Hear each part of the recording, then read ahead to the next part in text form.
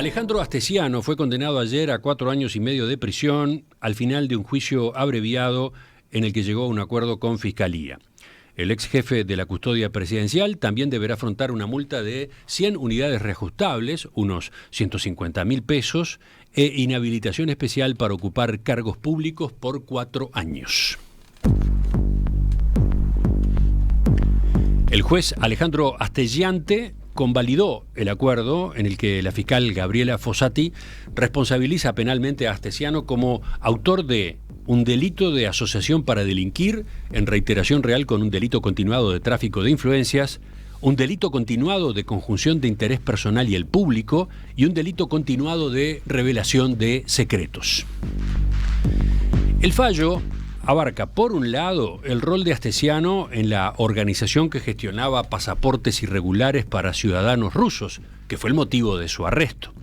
Y por otra parte, también abarca los ilícitos que aparecieron después, a partir del peritaje de su celular y detectados en las comunicaciones que mantenía con policías, jerarcas del Ministerio del Interior y otras personas. En septiembre del año pasado, pocos días después de su detención y a raíz de su participación en la banda que vendía pasaportes uruguayos realizados en base a partidas de nacimiento falsificadas, a Astesiano se le había tipificado los delitos de suposición de estado civil en reiteración real, asociación para delinquir y tráfico de influencias. Bueno, en la condena de ayer se quitó el delito de suposición de estado civil y se agregaron otros, los de conjunción del interés personal y el público y revelación de secreto. Sobre el retiro de uno de los delitos incluidos inicialmente, la doctora Fossati explicó a la prensa que en la indagatoria se pudo determinar que Astesiano no tuvo ninguna participación efectiva en la gestión de esa documentación, algo que sí se le está atribuyendo a quienes estaban asociados con él. Aclaró que Astesiano sí asumió un compromiso y el solo hecho de la asociación le permite entonces ser castigado por ello, pero no hizo ninguna acción positiva para inscribir a ningún ciudadano con documentación adulterada. ¿Qué es lo que dice la doctora Fossati? En el escrito indica que uno de los líderes de la organización le ofreció a Astesiano en agosto de 2021 que cumpliera un rol de facilitador, dados sus contactos por su condición de jefe de seguridad móvil del señor presidente de la República y su familia. Luego de varias reuniones, Astesiano recibió como adelanto por su actividad la suma de $10.000. Sus socios le iban a entregar testimonio de la documentación que debía facilitar o agilizar. Recibió alguna documentación, pero no efectuó ninguna gestión efectiva para el grupo, dice la doctora Fossati en el escrito.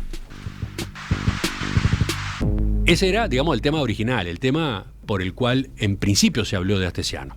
En el segundo capítulo, los intercambios que fueron surgiendo desde octubre en adelante, a partir de la pericia de su teléfono celular, la fiscal resume de esta manera lo que hacía Astesiano. Leo entre comillas. Accedía a las cámaras de videovigilancia ubicadas en Presidencia de la República y extraía información de su interés o de terceros. Accedía a documentación reservada del SGSP del Ministerio del Interior, para sí o para proporcionársela a terceros. Solicitaba información de los registros fílmicos de las cámaras de videovigilancia del Ministerio del Interior. En ocasiones le enviaban las respectivas filmaciones. Recibía información de interés de terceros por parte de funcionarios públicos. Pedía y hacía favores. Gestionaba el traslado de un agente de policía que le había proporcionado información y asesoría en un caso familiar.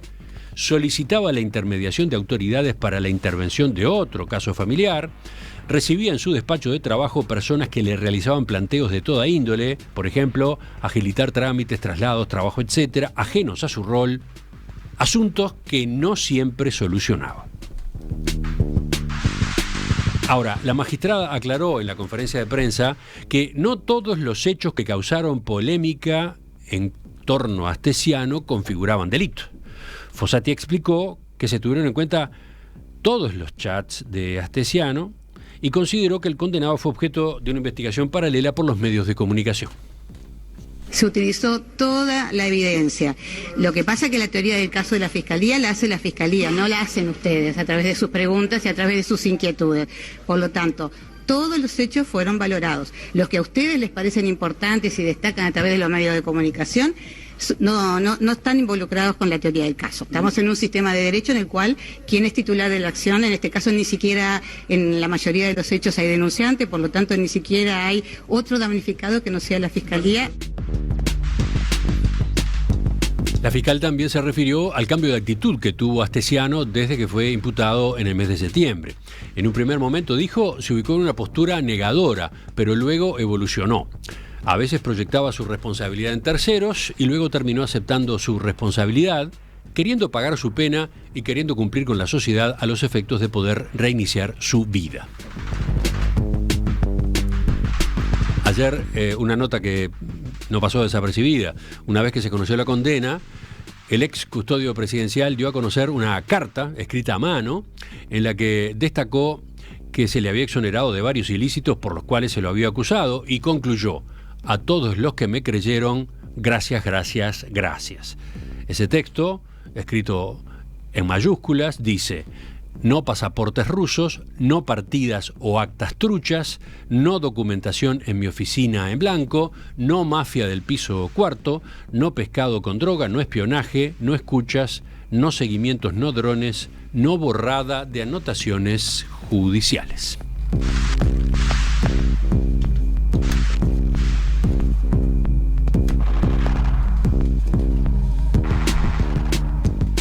¿Qué repercusiones hay a nivel político? ¿Cómo se observa desde la oposición y desde el oficialismo el giro que dio esta investigación que tanto ha dado que hablar ayer, en el día de ayer, a partir de este acuerdo? Vamos en busca de esos puntos de vista. En primer lugar, estamos con el senador Alejandro Sánchez, del Movimiento de Participación Popular Frente Amplio. Senador Sánchez, buen día, gracias por acompañarnos. Buen día, Emiliano, Romina, gusto estar con ustedes en la mañana de hoy. Bueno, son varias preguntas, pero vamos a la primera más general. ¿Cómo vio el desenlace de esta etapa, la magnitud de la condena que se termina resolviendo, el hecho de que haya habido de por medio un acuerdo con Fiscalía? Bueno, a ver, en principio podríamos decir que fue sorpresivo lo del acuerdo con Fiscalía en una investigación que hasta hace algunos días, o más de algunos días, algunos meses, la fiscal decía que tenía un volumen muy importante, la Fiscalía decía que tenía un volumen importante para analizar de prueba, y bueno, y eso iba a llevar mucho tiempo. De hecho, se solicitó la reserva de los chats entre Alejandro Astesiano y Luis Lacalle Pou, el presidente de la República, y se solicitó el máximo de reserva, que son 6 meses. Uno podría pensar de que se estaba visualizando que el trabajo iba a insumir mucho más tiempo, pero bueno, después se tomó esta decisión, tanto por parte de la defensa de Alejandro Astesiano como de la Fiscalía, de llegar a un acuerdo, a un juicio abreviado, y esa es la resultante. Yo diría... ¿Qué conclusiones saca? A ver. Hay 3 elementos. Primero, efectivamente se cometieron un conjunto de delitos, porque llegar a un acuerdo con la Fiscalía implica el reconocimiento de que los delitos existieron, algo que de alguna manera varios integrantes del Poder Ejecutivo habrían negado durante todo este tiempo, diciendo que, bueno, que Alejandro Astesiano era un mentiroso, que en realidad era un mitómano, que ese perejil decía cosas que no hacía, que esas cosas no habían sucedido. Termina por comprobarse y por reconocer por el propio Alejandro Astesiano, más allá de esa carta que deja firmada a mano, él reconoció ante la Fiscalía todos los delitos por los cuales se le imputó, básicamente, que son unos cuantos, y que refieren nada más y nada menos a la utilización de recursos públicos con fines espurios. Recursos públicos, sea con fines para obtener un beneficio económico para sí o para otros, sea por razones políticas, sea por lo que sea, se utilizaron los recursos que tiene el Estado, se violentó la intimidad de algunos ciudadanos, se accedió a información que no se tenía que acceder, se utilizaron las cámaras del sistema de seguridad no para la función que tienen que cumplir, sino para otras. Y yo creo que ese es un elemento claro, ¿no?, y contundente, que el gobierno venía negando sistemáticamente. Recordemos, no solo en las instancias parlamentarias, cuando convocamos a una comisión general y el ministro nos dijo que no se habían utilizado las cámaras, que no se podían haber utilizado las cámaras, que no se había accedido a información de esa naturaleza porque el sistema era inviolable y esas cosas no habían pasado. Bueno, aquí queda demostrado en un acuerdo entre la Fiscalía de Alejandro Astesiano que sí, además de los otros elementos de prueba que han salido con respecto a los chats que se han hecho públicos por parte de los medios de comunicación. De eso quiero preguntarle algo más enseguida, pero usted iba a mencionar otros puntos, ¿no? A ver. No, de que la utilización de todos esos recursos, las reuniones, el cobro de presuntas coimas o presuntas plata para hacer determinadas cosas, Alejandro Astesiano lo termina reconociendo y por tanto quedan probados que esos hechos se cometieron. Lo que falta probar, en definitiva, y por eso yo creo que desde el punto de vista jurídico, en la carpeta de investigación, el alcance que tiene un acuerdo abreviado es que no se le imputarán más delitos a Alejandro Astesiano por esta carpeta de investigación que está en la Fiscalía y en la Fiscalía de Francia. Lo que queda ver es quiénes eran sus cómplices y quiénes daban las órdenes, es decir, quiénes eran los autores intelectuales en todo caso, ¿no? Si Astesiano actuaba por voluntad propia o actuaba como ha dicho recientemente su hermano y como ha dejado entender de alguna manera, en este caso también la defensa de Berriel, de que, bueno, Astesiano lo que hacía era que cumplir órdenes. Bueno, justamente la acusación fiscal conocida ayer y la resolución judicial nada dice sobre responsabilidades de funcionarios de presidencia que estaban por arriba de Astesiano, y mucho menos sobre el presidente de la calle Pou. No, porque ayer lo que se llevó es un acuerdo sobre los delitos cometidos por Astesiano. Ese es el acuerdo. Y la carpeta de investigación sigue abierta. O sea, sobre los delitos que se le imputaron a Astesiano, bueno, Astesiano cumplió esos delitos, que los reconoció y por eso acordó y firmó un acuerdo, ¿no? Después podrá escribir 14 cartas en papel de astraza o lo que sea, pero frente a la Fiscalía, en los hechos concretos, reconoció esos delitos. Por eso aceptó y hizo un acuerdo con la Fiscalía. Quiere decir que esos delitos quedaron probados. Lo que resta saber es quién daba esas órdenes. Y por tanto, me parece que esto es importante, las distintas líneas de investigación que surgieron a partir del caso Astesiano deberían seguir abiertas en la Fiscalía y se debería seguir investigando para ver si existen cómplices de Astesiano y tienen responsabilidades penales o no esos cómplices, y si existen, ¿quiénes dan esas órdenes? Está bien, ese es un tema que en principio queda abierto, pero a ver, yo iba también a esto otro, de algún modo lo dice Astesiano en esa carta manuscrita, algunos temas, algunos asuntos que habían dado pie a preocupaciones y planteos muy fuertes de la oposición quedan en la nada a partir de este acuerdo, a partir de la acusación fiscal. Por ejemplo, que hubiera habido un seguimiento a Marcelo Abdala, realizado alrededor del hecho de que había protagonizado el choque que tuvo cuando manejaba alcoholizado en Punta Carretas hace un año, o la propia tarea de espionaje político que podría haber tenido como destino a los senadores Charles Carrera y Mario Vergara. ¿Qué dice usted de eso? Esa investigación particular continúa abierta para ver si se realizó efectivamente o no se realizó efectivamente ese espionaje. De hecho, tanto Charles Carrera como Mario Vergara están en calidad de testigos o de víctimas en ese proceso, y esa es una línea de investigación que todavía continúa en la Fiscalía. O sea que el acuerdo astesiano no tira por la borda nada. Lo que dice el acuerdo, y siempre que hay un acuerdo, bueno, la Fiscalía acepta qué tipo de delitos va a aceptar Astesiano y cuáles otros no sigue investigando. No quiere decir que no haya más elementos para en el futuro, por algo es un acuerdo, ¿no? Cuando un delincuente y la Fiscalía llega a un acuerdo, lo que hay en definitiva es, bueno, llegamos hasta acá, tenemos probado estos delitos, si seguimos investigando podríamos llegar a probar otros.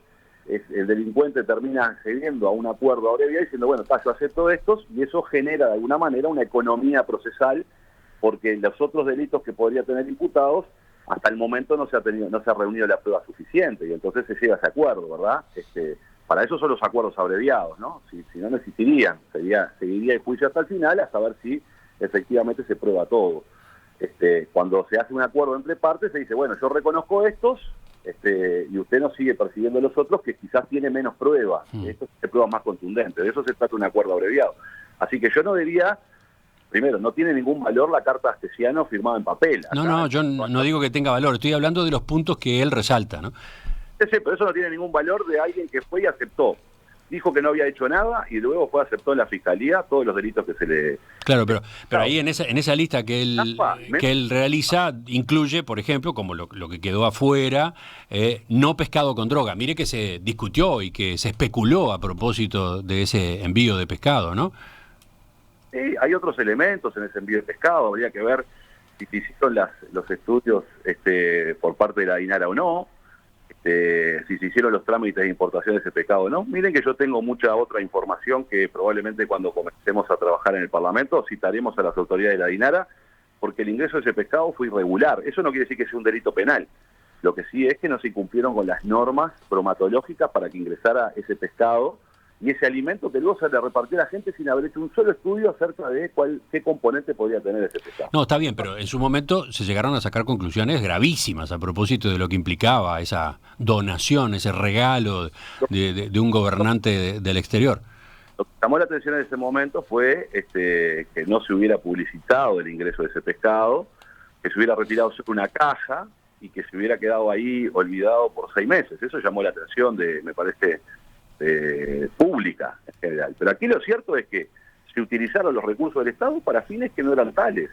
Y por tanto, ahora hay que seguir investigando quiénes más están en la asociación para delinquir. Pero a ver, justamente, ya que usted utiliza esa expresión, su colega y compañero de sector, Charles Carrera, escribió ayer en Twitter: queda demostrado que en la torre ejecutiva funcionaba una asociación para delinquir.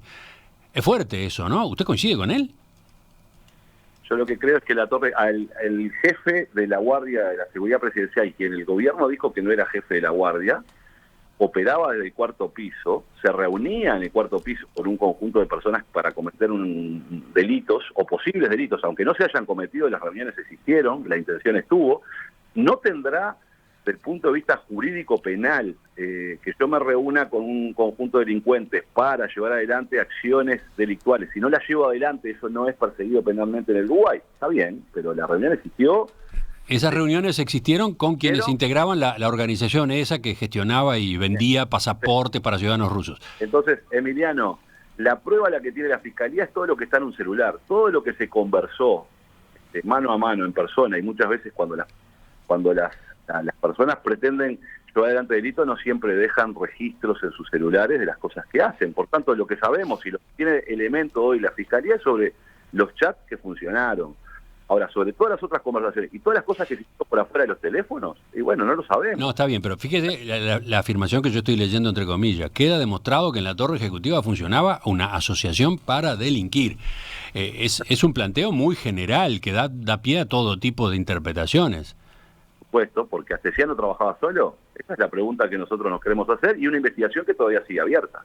A ver, si usted se refiere, por ejemplo, como se refería recién a las reuniones entre Astesiano y sus socios en la organización esta de los pasaportes, bueno, hubo reuniones en la torre ejecutiva de integrantes de esa asociación para delinquir. Eso sí, parecería que está claro, hubo. Pero cuando se plantea que en la torre ejecutiva funcionaba una asociación para delinquir, se está dando a entender, o se puede entender, que también había funcionarios de la torre ejecutiva y de la presidencia involucrados, ¿no? Bueno, habrá que ver. Tú recuerdas, y que también fue bastante sonado, cada vez que una persona ingresa a la torre ejecutiva es registrada con su cédula y se sabe a qué va. Los colegas de ustedes del Observador hicieron un pedido de acceso a la información de la torre ejecutiva, solicitando quiénes habían ingresado al 4º piso a reunirse con Alejandro Astesiano, y esa información no está en la torre ejecutiva. Entonces, ¿hay alguien que borró esos elementos? Porque todo el que entra a la torre ejecutiva queda registrado, ¿o no? Bueno, son cosas que todavía están abiertas en esta investigación y que generan mucha suspicacia de cómo funcionaba Alejandro Astesiano en la torre, con quiénes se reunía solo con estas personas, se reunía con otras. Esas son líneas de investigación que todavía no están cerradas. Y habrá que ver también qué posibles cómplices tiene tanto en la torre como en otras oficinas del Estado para llevar adelante muchas de las acciones que se hacían. De hecho, algunos de posibles cómplices hoy todavía están indagados, en el caso de algunos jerarcas del Ministerio del Interior que eran cómplices de Astesiano en algunos de los delitos de los cuales se le ha imputado, ¿verdad? Entonces, yo creo que todavía hay que esperar, porque... Está bien, usted dice, hay que esperar, pero yo le preguntaba en particular por esa frase, porque usted sabe cómo desde el oficialismo se ha criticado el manejo político que el Frente Amplio hizo hasta ahora del caso Astesiano. El propio presidente habló de manija. ¿Qué autocrítica hace usted o hacen ustedes en esta materia? Manija y humo, dijo el presidente. Hoy hay un procesado que reconoció los delitos, o sea, nada de manija ni nada de humo, ¿verdad? Me parece que el que tiene que hacer una autocrítica es la República y las autoridades de la torre ejecutiva, que insistieron, que mintieron en el Parlamento diciendo que Alejandro Astesiano no era lo que era, que dijeron que no lo conocían y queda probado que sí lo conocían, que sí sabían, y lo que ha pasado aquí es que el gobierno es el que ha ocultado la verdad. Porque no era humo y manija cuando termina procesado por toda esta cantidad de delitos. No era humo y manija cuando queda probado de que Alejandro Astesiano era conocido y se sabía, incluso antes de ser designado como jefe de la Guardia de Seguridad Presidencial, los antecedentes que tenía. Entonces, me parece que lo que pasa acá es que el gobierno trató de ocultar algo y bueno, y este fallo le termina explotando en la cara del gobierno porque se reconocen los delitos. Romina, una pregunta más. Senador Sánchez, usted integra la comisión de seguimiento, por ejemplo, que el Frente Amplio conformó, ¿no? Para este caso. ¿Cómo van a proceder ahora? ¿Qué tienen previsto? ¿El Frente Amplio va a mantener este tema en la agenda de enfrentamiento con el gobierno, tal como se ha dado últimamente? Nosotros no tenemos un enfrentamiento con el gobierno, nosotros estamos buscando la verdad. Y el gobierno lo que ha hecho sistemáticamente es mirar para el costado, ¿no? De hecho, quiero que ustedes recuerden la gravedad de que un ministro y prosecretario de la Presidencia de la República, en una comisión general hecha en el Senado de la República el año pasado, nos dijo a todos que Astesiano no era jefe de la Guardia Presidencial cuando lo era, y hay documentos que lo prueban. Entonces, nosotros seguiremos analizando este tema, vamos a seguir investigando este tema. Yo insisto que todavía quedan muchas cosas para seguir investigando en esa carpeta de investigación. Aquí se está tratando de colocar como que se terminó este caso cuando no se terminó. Claro que hubo la imputación a Alejandro Astesiano. El resto de las líneas de investigación, lo dijo la propia fiscal, continúan. Sí. Hay que seguir investigando, ¿no? Pero ahí, respecto a lo de Astesiano y lo que se cerró ayer formalmente, ¿a usted le queda alguna duda? Por ejemplo, ¿entiende que había delitos que no se tomaron en cuenta y que deberían haberse tomado en cuenta con los indicios que había? Pues mira, yo no tengo acceso a la carpeta de investigación. Por tanto, no puedo inferir si de la prueba en la cual analizó la fiscal existen más elementos. Lo que sí queda claro es que Astesiano operaba con un conjunto de funcionarios públicos para obtener ciertas informaciones para fines espurios. Y ahora lo que hay que seguir es seguir persiguiendo esas pistas, seguir persiguiendo a esos funcionarios públicos que estuvieron allí, que llevaron adelante todas estas acciones en las narices de los jerarcas, y los jerarcas nunca se dieron cuenta ni asumieron la responsabilidad del caso frente a la evidente prueba que existía, y ahora un fallo concreto que dice se estaban cometiendo estos delitos en la nariz de los funcionarios, ¿no? Entonces, para nosotros hay que continuar la investigación en las violaciones penales, y también hay que analizar las responsabilidades administrativas que le competen a los jerarcas públicos que se llevaban adelante este tipo de acciones en sus oficinas, con los sistemas que tiene el Estado a su servicio para los fines que son, en definitiva, fines de interés general, de persecución de delincuentes, de la seguridad, y se utilizaban para otra cosa, y habrá que seguir analizando esas eventualidades de alguna manera, porque eso está claro que sucedió en el Uruguay y tenemos que seguir investigando. O sea, ahí entiende que hay otro nivel, más allá de los funcionarios policiales que están indagados, que va a haber responsabilidades jerarcas políticos, digo, concretamente de la torre ejecutiva, por ejemplo. Creo que se hagan cargo, como dijo el intendente Besosi, nadie se va a hacer cargo de Astesiano, nadie se va a hacer cargo de todo lo que pasó.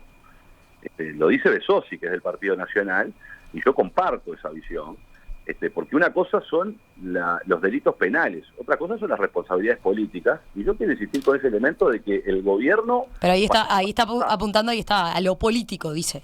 Por supuesto, porque esta es la tarea que tenemos nosotros en el Parlamento. Nosotros no perseguimos delitos, eso lo hace la Fiscalía. Y seguirá investigando en las varias líneas de investigación. De hecho, hay una noticia hoy en El Observador que incluso la Fiscalía Especializada de Lavado de Activos continuará con algunas investigaciones con respecto al lavado de activos sobre Alejandro Astesiano. Sí, como otra carpeta, ¿no? Con otro tipo de investigación. Y hoy en búsqueda surge también otro tipo de información acerca de algún informe clasificado que eventualmente el ex jefe de policía de Florida y actual jefe de Policía Nacional le habría entregado también a Alejandro Astesiano. Ayer surge otra información en la diaria acerca de reuniones o conversaciones para facilitar por medio de una coima una mejor participación o un beneficio en una licitación pública de una ruta nacional. Bueno, son elementos que hay que seguir viendo. Lo cierto es que muchos de los delitos de los cuales se acusó a Astesiano y que toda la plana mayor del Poder Ejecutivo decían que no existían, que eran mentiras y que estábamos frente a un mitómano que estaba diciendo cualquier cosa, caen por tierra. Yo estoy dando la autocrítica del gobierno en ese sentido. Senador Alejandro Sánchez, del MPP Frente Amplio, gracias por estos minutos esta mañana aquí en Perspectiva. Gracias a ustedes, siempre, como siempre, ha sido un gusto. Que pase bien.